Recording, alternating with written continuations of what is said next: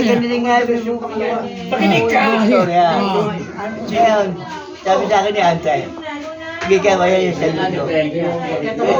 Kaya na naman ako, utang na hindi binigay sa akin 50 mil. Utang na gagamitin ng utak ko ito. Yung koleksyon ko dalawang araw, hindi ko binigay sa kanya. Magkano ang koleksyon sa anak? Umakolekta na ako sa kay Auntie nyo naman. Yung 35,000. Kung 35, dalawang araw. 70. Ano nangyari? galit ka, ate. Eh, buhay ate Pele.